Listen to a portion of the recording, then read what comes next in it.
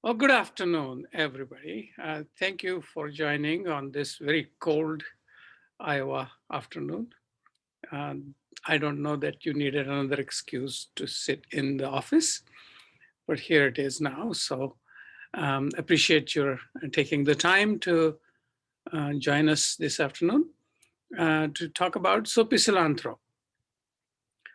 I will take maybe 25, 30 minutes to go over some very basic slides, and then we will have enough time for questions and answers.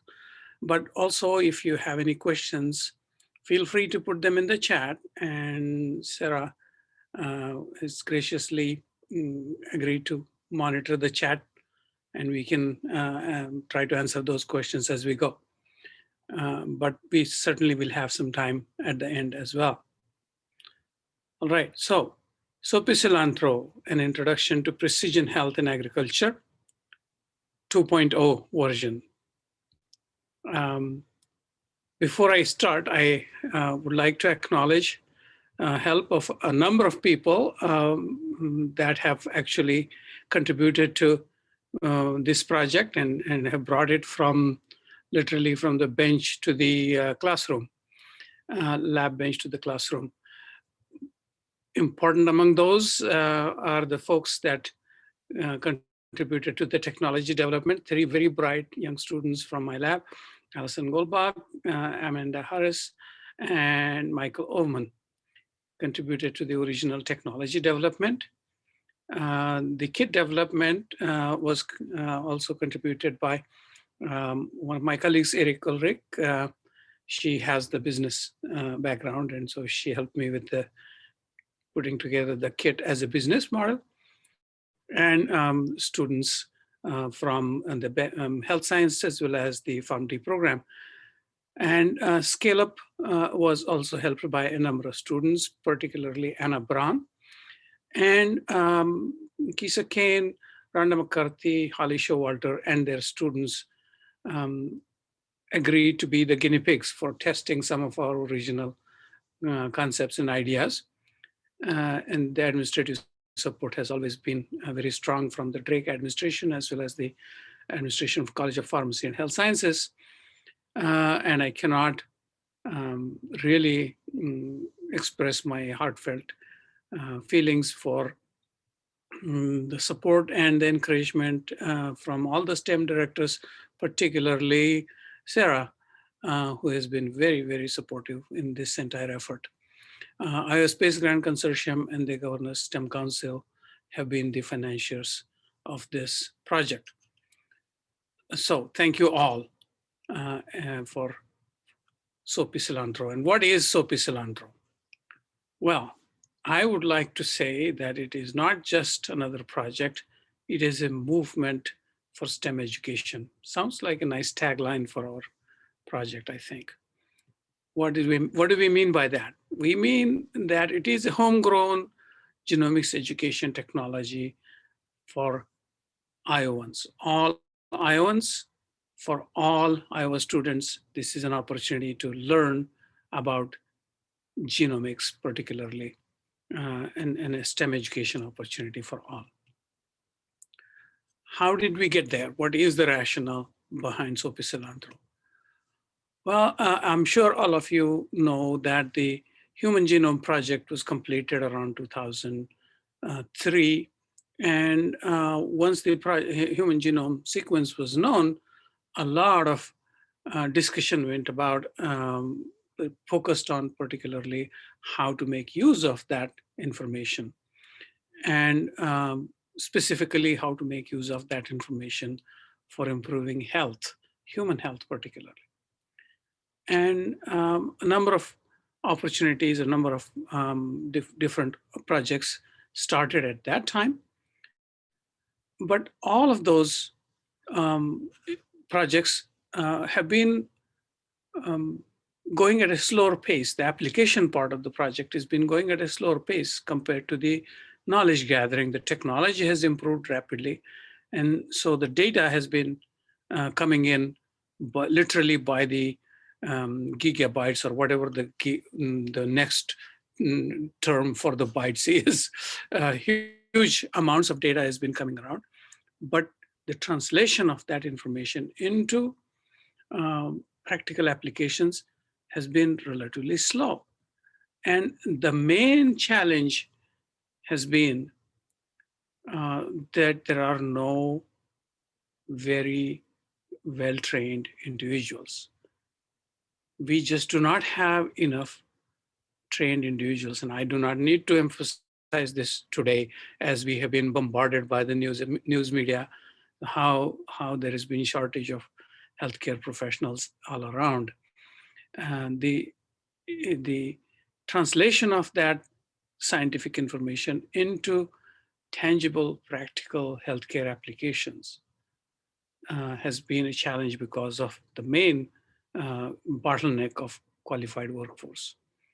Uh, that is also a consequence of lack of trained educators. We just do not have a lot of people trained in this field to be able to provide instructions. And overall, again, this might be preaching to the choir, but you all know, since you are teaching in STEM programs, you know that overall there has been a diminishing student interest in STEM subjects. And that is not just a national challenge, it's a global challenge. I think overall we seem to have that challenge. And so we thought we will try and address this issue by coming up with a program or a project that would allow us to train both the teachers and the students. Hence the SoapyCilantro project, and hence we would like to say that it is a movement for STEM education. So coming to the point about SoapyCilantro. Well, I'm sure all of you have heard that the world can be divided into two groups of people, basically. There are those who like cilantro and there are those who hate cilantro. And there is a huge wall, just as represented by this brick wall here. We have people who like cilantro and people who don't like cilantro. And that is really because of the genes. So this is where we are connecting the SoapyCilantro project to the genomics revolution that has happened. And this is something that has been known for some time. We have known that our genes contribute to all our traits, including those that determine the taste, and so on and so forth. And we thought we will use this difference to introduce students to genomic sciences because there are limitations, there are boundaries that we cannot cross when it comes to talking about healthcare, especially healthcare of individuals. There are rules and regulations that prevent us from talking about individuals' health in a classroom, for example.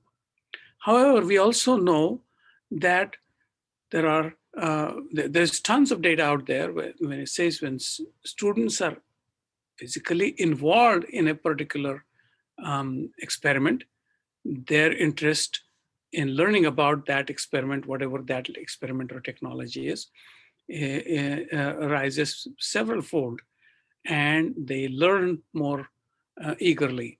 And so how to put these two together? We could not use a gene, for example, that determines, say, sickle cell anemia or something like that. We could not talk about it in a classroom. We could not ask students to use their DNA and analyze if they have a certain medical condition or not. That is just a no-no. However, here is a very, very simple physiological trait or a physiological characteristic that is determined by genetics.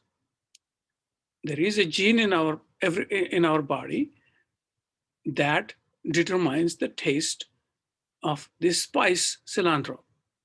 Some of us taste it as a spice, others taste it as soap. And this has been known for some time. So we thought if we could use this and then talk about this as a surrogate model of genomics and talk about how simple changes in our genomes can contribute to dramatic effects on, say, whether or not you can tolerate a certain drug, whether or not an individual becomes allergic to certain environmental compounds or some foods, whether or not an individual is susceptible to a certain pathogen or not, or whether or not a pathogen is susceptible to a certain antibiotic or not. All of those changes that are determined by all of those properties that are determined by our genes can now be discussed under the SoapyCilantro category.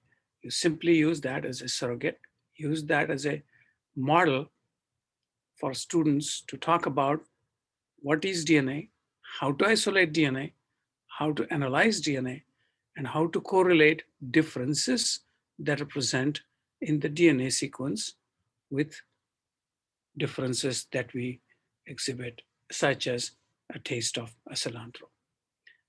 And we thought if we could come up with a very simple method to do that, a simple method, a facile method that can be carried out in a high school or a middle school laboratory with reagents that can be made available to the students, this would change the overall scenario in the long run.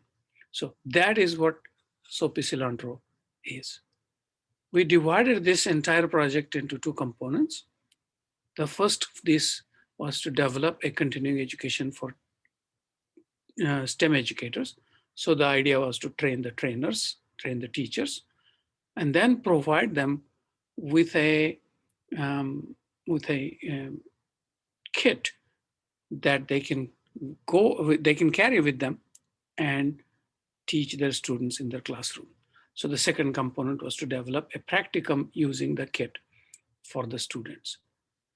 Thus, this will become a STEM education opportunity for all Iowa students.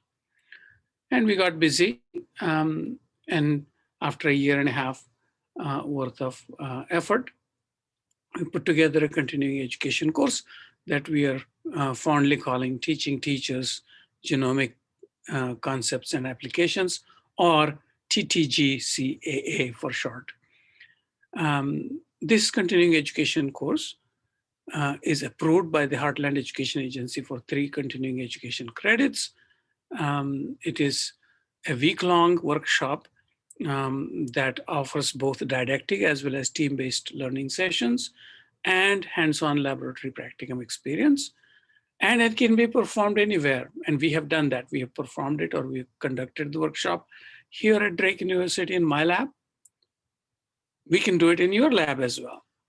And in fact, one of the courses that we conducted last year was conducted up at Iowa State for sake of convenience for the attendees. So that is the continuing education course part.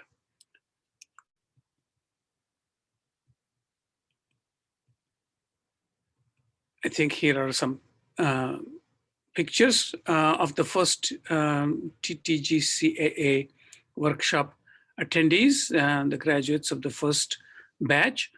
As I said, many of these people actually served as the guinea pigs, and then of course helped us with a very useful feedback to improve some of the methods and techniques that we have used. That was the first workshop conducted in July 2018. And then here are some more pictures showing these people actually working in the lab. And then so I cannot go ahead without talking about the advantages of this continuing education course.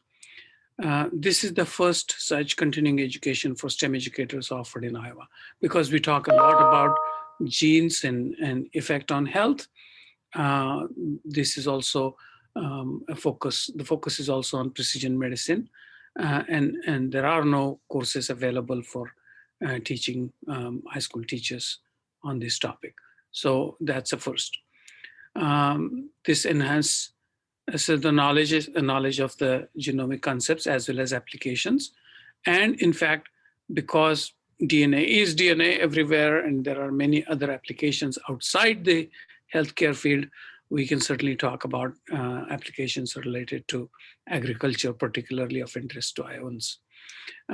Provides hands-on experience in basic genomic methods, allows for professional development and networking opportunities, as well as now that you're trained with this course, you are able to impact the STEM education in Iowa and take it to a different level.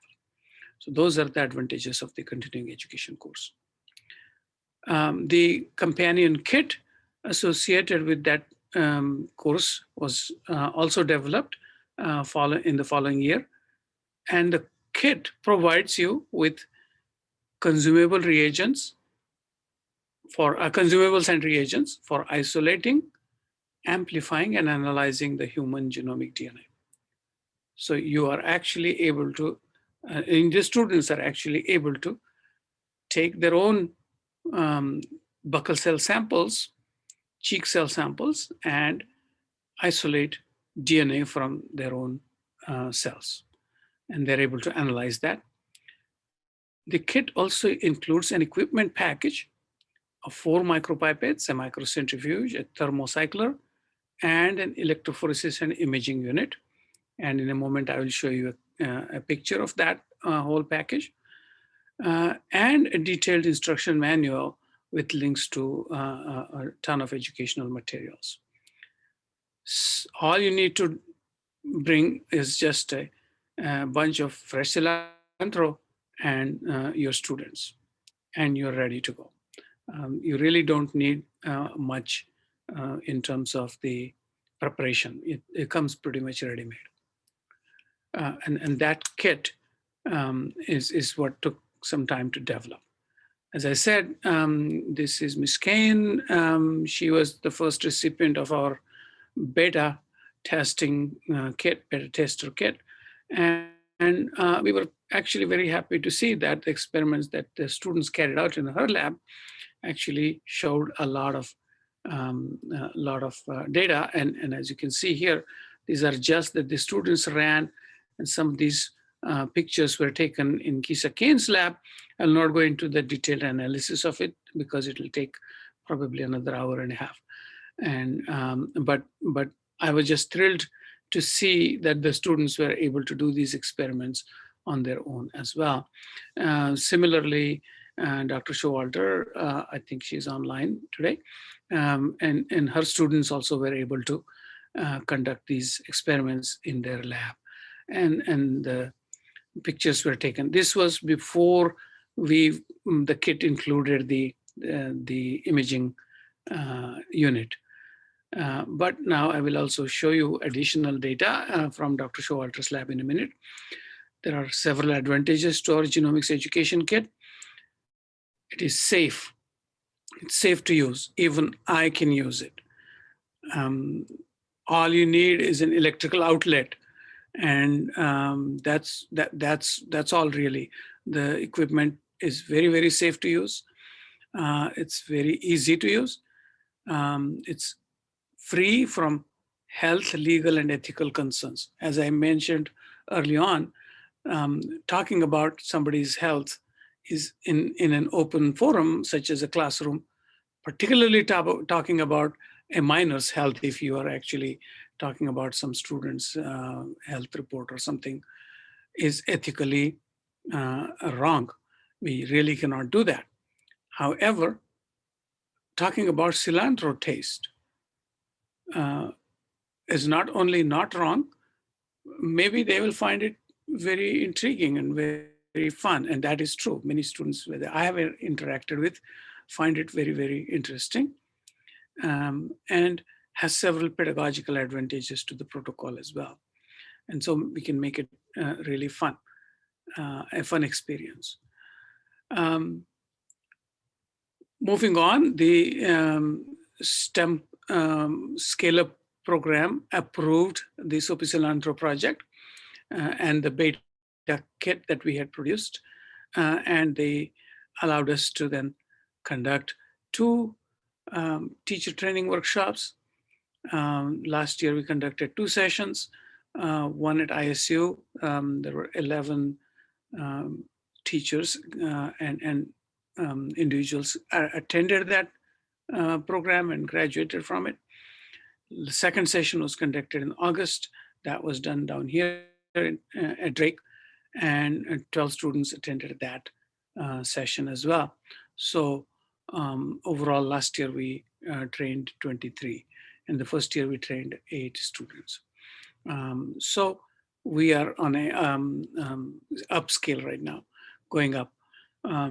We also have built over the last year 68 SoapyCilantro kits, put together those kits. Shown here is the equipment set that you get. Number of really nifty equipment that you get. For example, this is the thermocycler. It literally sits on the palm of your hand. It's very, very, very cute, really. It looks like a toy, and it actually comes with some flashing blue and green and red lights. So students really like that. In fact, Anna Braun, one of my students here, she literally fell in love with it, and she's been so attached to it. She takes care of the equipment every morning. She has to visit the equipment. It's really fun to watch that. The imaging unit that we have also is quite nifty. It's all in one. This is also the electrophoresis unit. Again, all you have to do is plug it into an outlet and it's all set. You don't need to set up any more conditions or anything like that. Reagents for running the gel are provided. The gel, agarose gel is provided. Everything is provided to you, ready-made. We also provide you a little centrifuge that you can use, a set of micropipettes, and lots of consumables to go with it, and all the reagents. So that's the reagents are shown on this slide, and of course I don't want you to read this, but it's to indicate that it is a pretty self-contained kit, self-sufficient kit that will allow you to conduct the experiment. Of course, we are learning from the users now. We are learning that there is also room for improvement, and as that happens with every good product, there will be improvements in the next generation of kits that we will provide next year. These are some pictures from the third workshop that we conducted here at Drake University. And this is the new data, fresh from Dr. Showalter's lab last week, a couple of weeks ago. Again, because now the imaging has improved, you can see some students did not get the products expected, some students got the expected products, and somewhere in between. And that's how it will happen in a large classroom. And this, I think, also offers a wonderful opportunity for teaching students the importance of being careful in your experiments, and so on and so forth. There's a picture of the students that are performing these experiments in the Walkie Apex class. And there's a picture of the third graduate class, graduates of the third class of the third session of the TTG CAA course. So we have successfully planted SoapyCilantro in 19 Iowa counties, only 80 more to go. And we are counting on your cooperation in doing that. I think that's all I had. I will put this last slide out here to let you know the contact information. Again, Dr. Saraderi, director of the South Central STEM Hub, has been very, very supportive and cooperative. And of course, other STEM directors also have been very, very supportive as well. So please contact either Sarah, myself, or any of your regional STEM directors if you have any questions. And if you have any immediate questions, I would be happy to answer those right now. Thank you very much for your attention. And we can now discuss your questions. You may, sorry. There's one in the chat here, and this is probably one I can answer. Jennifer asked if there was support or housing connection for hotels for participating in the training. And Pramod, correct me if I'm wrong here, but I'm pretty sure we offer travel support and a stipend to attend for every. Absolutely correct. The point that I did not make actually is that there is no expense to the teachers for either attending the course or for actually conducting the experiments. I wouldn't say no. I mean, maybe they'll have to bring they'll have to bring a few things like a little pot for boiling water and things like that. They'll have to make some arrangements, but all the equipment is paid for by this the scale-up program. All the reagents are being paid for by the scale-up program. For attending the course, the scale-up program pays for the travel according to the state rules, I suppose. The travel and the hotel and for your TA and DA. And I think the only expense, if the teachers would like to get the 3 continuing education credits, the course is approved for it, but the credits are offered by the Heartland Education Agency, and they charge for 3 credits. I think they charge something like $120 or something like that. That keeps changing every year. I think increases by $5 or $10. So if you register on the Heartland Education Agency website, this course will be one of the continuing education courses offered, and you'll be able to get those credits. So I think that's the only expense that is not covered in this. Does that answer your question? Yeah, I'm Pramod, may I share my screen? Because I have the fact sheet up and I just linked to it in the chat for those of you that are with us live. Okay, please, yeah, please. I don't need to. So you can share your. Do you want me to stop my share?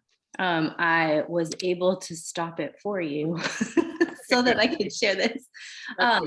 Okay, so what you're looking at here is a 1-page fact sheet about SoapyCilantro. And so it gives you a summary and the grade levels, and then it shares down on the left side column there, everything that the award provides. So the professional development, the consumables, the non-consumables.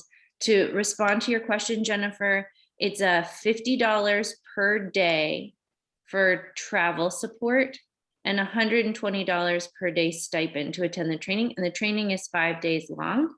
The next question, and the continuing education credits are there. You do have to pay just for the credit. The next question that was in the chat was about the training dates. And we've committed to July 18th through the 22nd. And additional trainings will be added to accommodate the participant numbers, because it's dependent on how many people are awarded. So apply and then are awarded for the program. We'll base the number of trainings off of that based on educator need. But if you want, I know everybody wants to plan their summer, right? And so if you want to plan your summer, you can mark off that 18th through the 22nd of July. There will be one then. And then scrolling down to the rest, there's an approximation of the cost it will take to sustain the consumable parts of the program beyond this award year, because once you've been awarded, we support you for the first year. And then you've got the proof of principle and gotten over the training and the major equipment costs. And so then it's up to your organization to complete it or sustain it. And then there's more information linked there to a informational video, website. And then we'll put the archive for this training or this webinar recording, we'll put online also. So I put the link to that in the chat. And then I'll also, while we're sort of pausing in case there are more questions, I'll put the link to the application there too, because in order to get the program, you do have to apply. And if you go to iowastem.org, the application is right there on the homepage. I'll throw it in the chat too.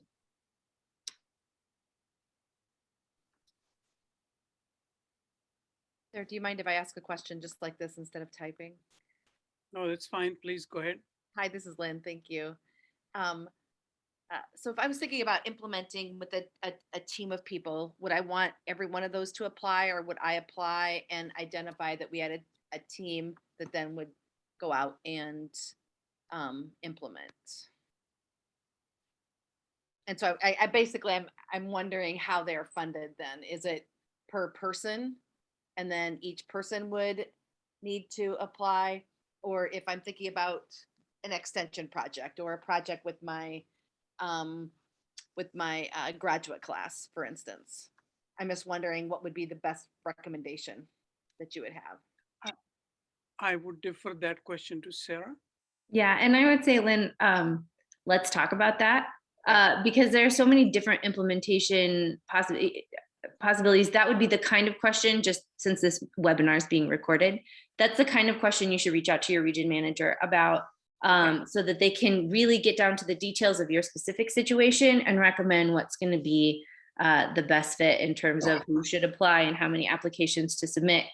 As an overarching rule, and I know you know this, friend, as an overarching rule, it's one award, the award goes to the organization or sort of sits in the building. It belongs to the building to which it is awarded, but I know there are certain exceptions to that where there are organizations that exist in a building and then do their outreach out, or maybe it's a single organization with different sites, like Science Bound, for example. And so get in touch with your region manager and we can talk about that in a little bit. Thank you. Mm-hmm.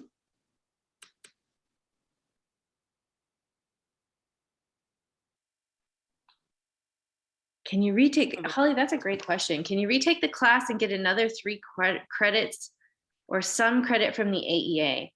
I was thinking like maybe even if I got one, like I would take the whole week again, even to get 1 credit, since I'm kind of like a helper trainer, but also relearning. So it's not a big deal. I still might do it even if I don't get credit, but yeah. So and from an application perspective, sorry, Pramod, did you want to go? No, go ahead. Okay. Go ahead. For the STEM scale-ups, because the intention of a scale-up award is to overcome a barrier to entry to try something new. We don't typically award the same organization the same STEM scale-up program over the course of multiple years, unless there's a really strong case, for example, like you were going to be impacting more students this time, increasing capacity in somehow. And you would be able to explain that part in the short answer questions in the application. But again, that's a place where on a case-by-case basis, talk to your regional manager so we can talk about that after the recording is stopped. No problem. Thank you. Mm-hmm. And I will also add to that. I think the training, the STEM application and the training, the STEM scale-up application approval and the training can be delinked with the continuing education credits. Yeah. If you're interested in attending the workshop and getting the credits, all you have to do is go to Heartland Education Agency and apply for the continuing education credits, whatever their fees are. I don't see why that cannot be done. The only thing I think, and I'm speaking here before I've had a conversation with my dean. I don't think she will object to that at all, but I think there may be, they may, I don't know if this is true or not. They may suggest that we charge a certain fee in that case. Does that make sense, Sarah?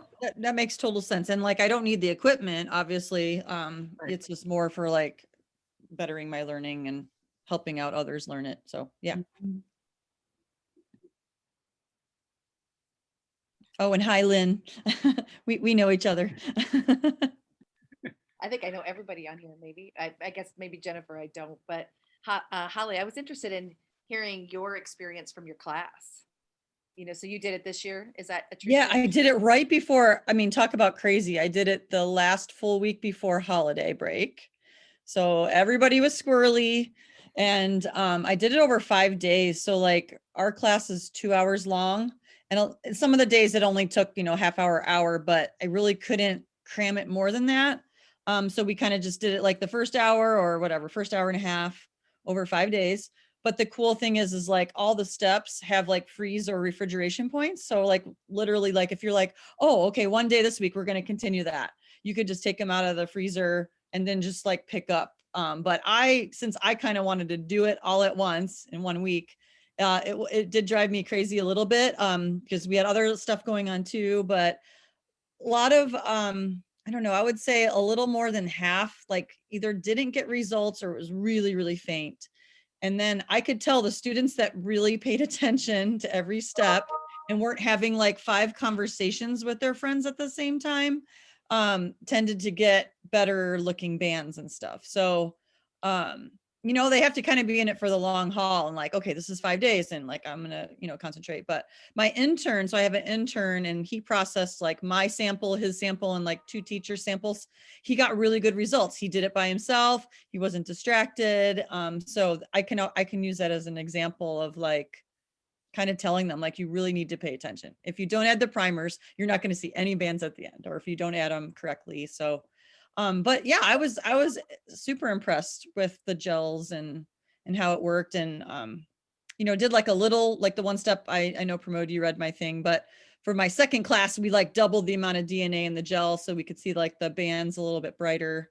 But yeah, it's really, really cool. And the students really, really liked it. So and then what are they seeing? Are they seeing are they seeing the reasons why they can either taste it or not taste it? Yeah, they totally got that concept because I kind of did, like okay. quizzed them on that.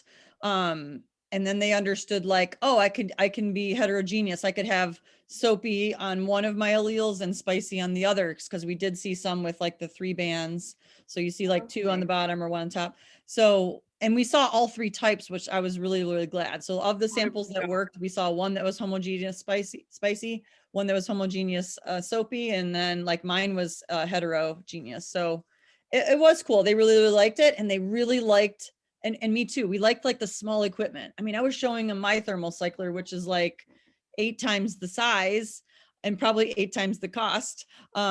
And I'm just like, look at how technology is going down and down. I said, by the time you guys have kids, thermal cycler is going to be like this big. And the lights were cool. It's like holiday time and the lights flashing. I mean, there's like little parts of it. Like I made the gel for them. Like I didn't want to add another day, make the gel. So I just kind of described it. I said, it's really simple. You heat it up, you pour it. So there were like little steps that I just kind of helped to bridge, but yeah, on the last day, which was Friday, when we saw the results, it was really, really cool. And, they just take pictures with their phone. So you don't need like a fancy, I mean, it would be nice to have a fancy imager, but I mean, the imager worked pretty well. I would say if the bands were pretty dark, going through the peephole with your camera worked fine. If they were lighter, it worked better when I put it on this like $150 Edvotech blue light. And then we could see them a little bit better if they were really faint. But if you get really good quality bands, you can see them and take them with your phone. And they love that. And they really like the software with the mini PCR because it shows you what part of the cycle it's in. It'll tell you if it's annealing or extending. And then of course I went over that in a video first, then they were trying to visualize. I said, because if you just look at it, you don't know what's going on. You have to look at the cycle that it's on. So hopefully that helped. And if you're heterogeneous, do you like cilantro or do you not like it? So this was interesting because when I eat it, at first I taste spicy, but then after like a little bit of time, it's like the aftertaste, I get like a hint of soap, but it's not like, oh, like yuck. It's just kind of like a mild soap. So to me, it made sense. But interesting, this is an interesting result. So I have one girl who was homogeneous soapy, but she goes, I cook with cilantro like my whole life. So we were thinking about it and we said, well, maybe like, since you basically tasted it the soapy way since you were a baby and your parents gave it to you, maybe that's kind of like your way, like that's your way of tasting good. So yeah, we couldn't explain that one. But like, maybe that's the case, but yeah. That's the advantage though. The advantage is there are so many interesting teachable moments in this. Right. So including the experience that you had. Mhm. That opens up the discussion for the G by E conversation. For example, you can tell them that yes, genes are important, but also environment is equally important. And environment plays such a huge role in how genes function. And that conversation can be brought in.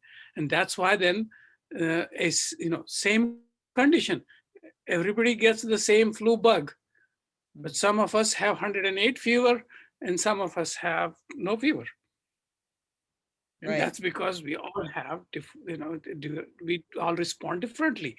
Those are the kinds of conversations that we can bring in.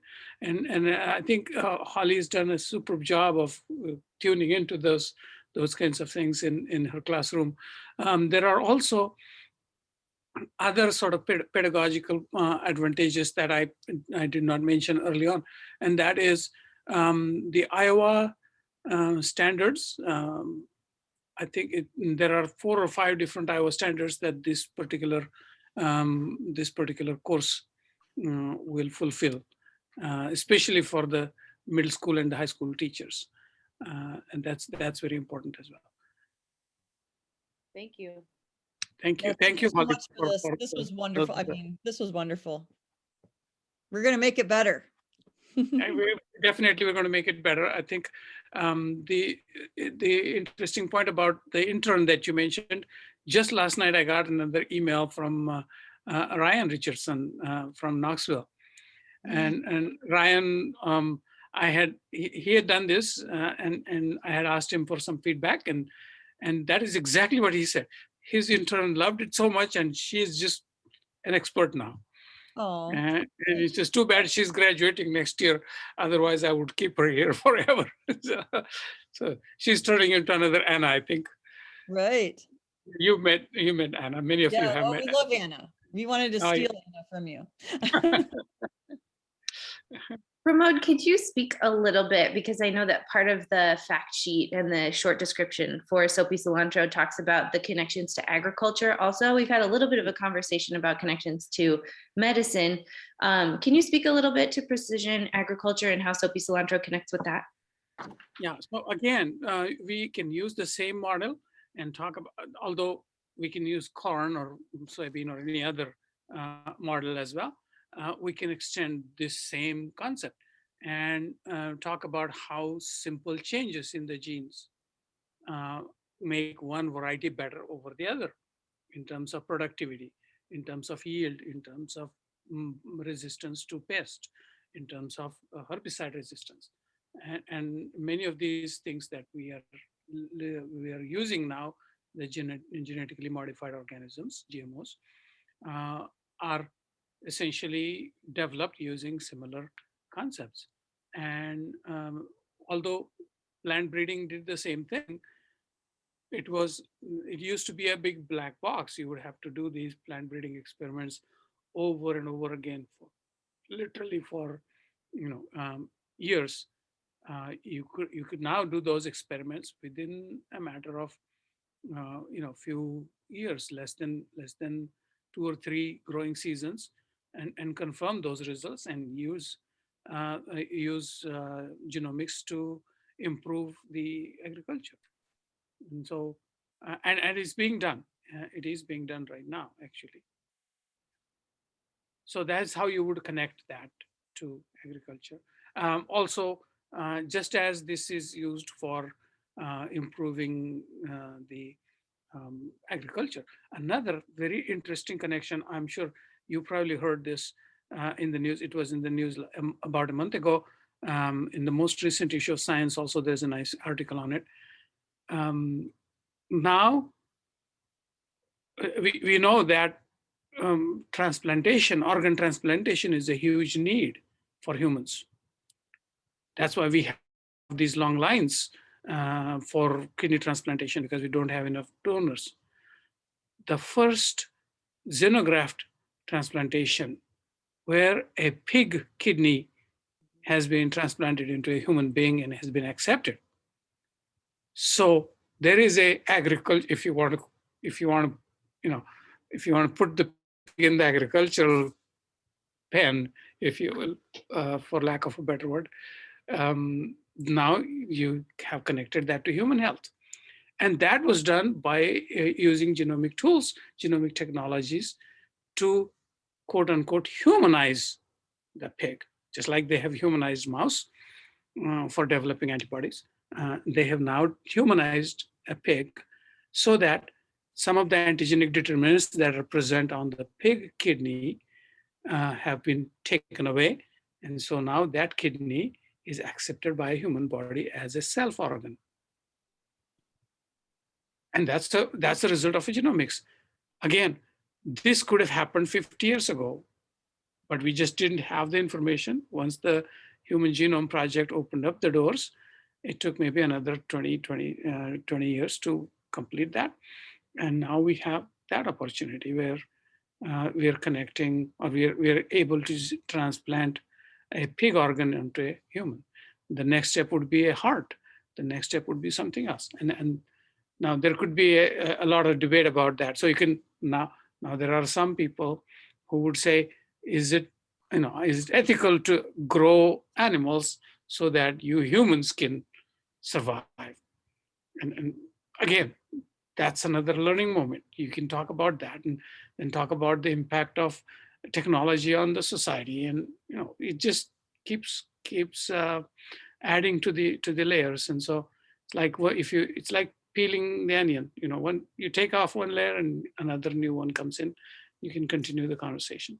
So I think really great opportunity for teaching. Do you have lessons in mind or lessons created that can really help to make that agriculture connection, particularly plant breeding? No, I don't have that. I mean, I have a lot of things in my mind, I guess. Yeah. But there are no lessons planned Okay. to answer that question. And that's what I probably expected you to answer. And I didn't, maybe I was setting you up. I didn't mean to do that. But I am interested in exploring that and thinking about those connections too. And that can be done. I'm sure that can be done. Yeah. Thank you. Okay. Great questions. Anything else?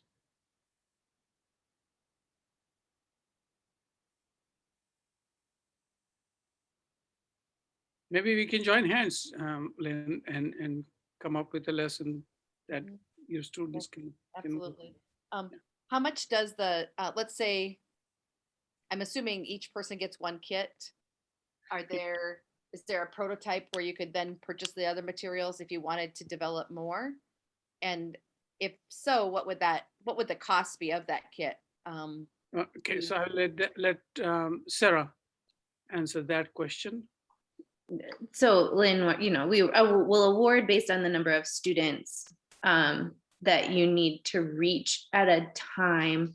And then I think, like, if you decided you wanted extra, you could reach out directly to Promote and work something out directly with him. Yeah, I think I forgot also to mention that each kit has enough reagents for 25 students. for one round of experiments by 25 students. And so if you have 25 students in the class, and that's how we calculated everything based on that. So if you have 25 students, then you purchase one kit. If you have more than 25 students, you purchase two kits. If you have less than 25 students, also you purchase one kit, but depending on the number, you could do it twice maybe, or you could add some other people to the experiment, things like that. So now And I I have have, sorry, There's a let me question. add one more point. Let me just add one more point. The kit is, so at this time, the kit is offered only through the STEM scallop program. Drake has, I've been discussing this with the administration so that they can just start a, right next to the tables at the Drake relays, we can have a little shop there with the kits. We've been talking about that. It has not materialized yet, but that might be another way to. And t-shirts to And sell. t-shirts. SoapyCilantro. Yeah. SoapyCilantro t-shirts. I already have a design. All right. I Yeah. already You have have the logo. Yeah. Oh, I wanted to ask you. So I had a call with Eric Hall at Iowa State, and he was mentioning buying some mini PCR units for like his labs for his outreach stuff. And the funny thing is because he was wondering if I had tried them, and I said, well, I did the SoapyCilantro, and so he's going to come down and we're going to try his Illugene lab, like using that, and then compare to my thermocycler and all that. But he was mentioning that, and I'm not sure if you're aware of this. So the agarose tablets that are in the kit, and you know how we put the dye in at the end right before we pour. He says now they make those tablets with the dye in it. Yep. Did you know that? We knew that. The Okay. first time we only this was, the planning was done early on, and by the time we got the things, we just received yesterday. We received the tablets with the dye. So cool. just yesterday. So good. that's what Anna is doing this weekend, I guess. Because that's one less thing to just have to calculate. Yeah, one less thing. Yeah, one less thing. Good. Yeah. Awesome. Yeah, you're right.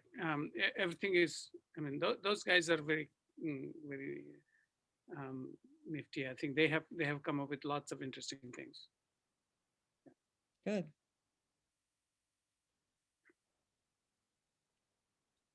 Just I'm sure Sarah and Holly, you know this, but for the others online, the same equipment that we are using here is actually right now in the Skylab.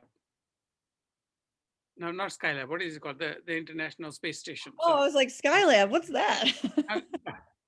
I guess it dates me, but that's okay. It is kind of the sky. It's beyond the sky. It's at the International Space Station. Oh, do you know what they're doing with it specifically? With the thermal? I don't know. I don't know the details of the experiment, but they're doing some PCRs, obviously, but I don't know what the actual experiment. Oh, and mini PCR is going to market the heck out of that. That's how. Yeah. Yes. Oh yeah. That was the first thing he told me when we were negotiating this. That was the first thing he told me. Said, if that doesn't impress you, I don't know what will. But yeah.